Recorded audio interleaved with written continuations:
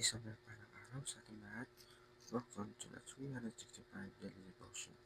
Ngayong araw ay tatako tayo sa ating panibagong topic na ating devotion na matatagpuan natin sa Jeremiah chapter 31 verse 33 to 34.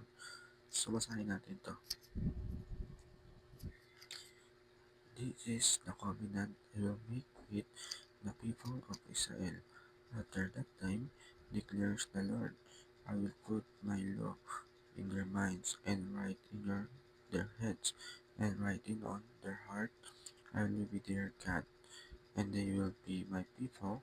No longer will they teach their neighbor or say to one another, Know the Lord, because they will all know me, from at least all of them of the greaters, declare the Lord, for I will forgive their wickedness and will remember their sin.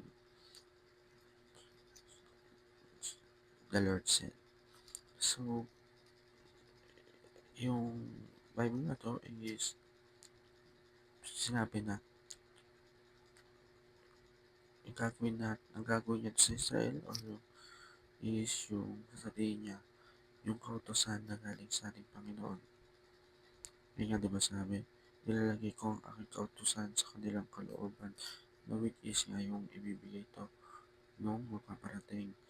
Itatatak sa puso natin, sa isip natin, so pinataalam namin na ang Diyos, sino ang Diyos, kailangan ng buong puso natin.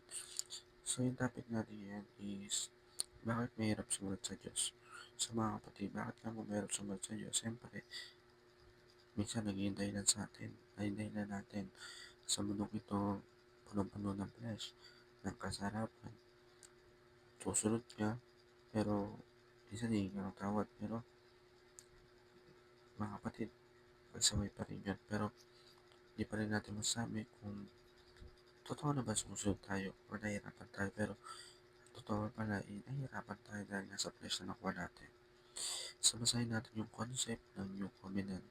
The New Covenant is God promised to save His people through Jesus Christ. Unlike the Old Covenant of law, the New Covenant gives us new heart, forgives our sin, and help us obey God through the Holy Spirit.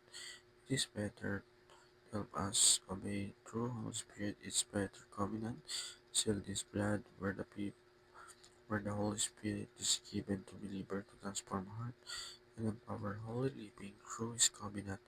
We enjoy restored fellowship with God and the ability to live righteously, not out obligation, but from heart made new. So, yun yung covenant kasi. Ito yung pangako ng ating Panginoon. Ipapadala niya yung kanyang buktong anak para ipakilala siya, para iparating sa atin yung magandang balita dahil sa kanya. Diba, niligtas tayo sa ating mga kasalanan. Kahit sa mga kasalanan natin, niligtas pa rin tayo. So, yun yung gusto ipaliwanag sa atin ng Diyos. So, palawakan natin ito. Basahin natin yung unang katuruan. The Old Covenant is God's law written on tablet. Diba yung Old Covenant ay yung law, yung Ten Commandments, which is doon sa panahon ni Moses, na sinulat niya doon sa tableta na nandun yung sa mga kautosan. So, yun yung Old, yun yung Covenant is written on yung manheart. Kumbaga sa puso natin, diba nga, may mga Bible verse tayo na nandun yung Philippians 4:13, I can do all things through Christ who give me strength. Diba nga, nakatatak na sa puso natin yun eh. Hindi lang sa puso, pati sa kaisipan natin. Ang Diyos, meron akong Diyos, yung na kaya-kaya kong gawin lahat. Dahil meron tayong Diyos na siyang nagbibigay ng lakas sa akin. So, the Holy Spirit enable believers to obey God. Yung Holy Spirit ay ginagabayan tayo sa mundo ito, hinahayaan tayo na sundin ang Panginoon kasi yun dapat. Kaya nga, look to Jesus, His grace and Prince Word, mabasa natin sa Bible. Listen to the Holy Spirit for daily obedience. Yung gabay ng Holy Spirit ay paintulutan natin na gabayan tayo. Kaya mamuhay tayo na in-empower tayo ng Holy Spirit sa buhay natin.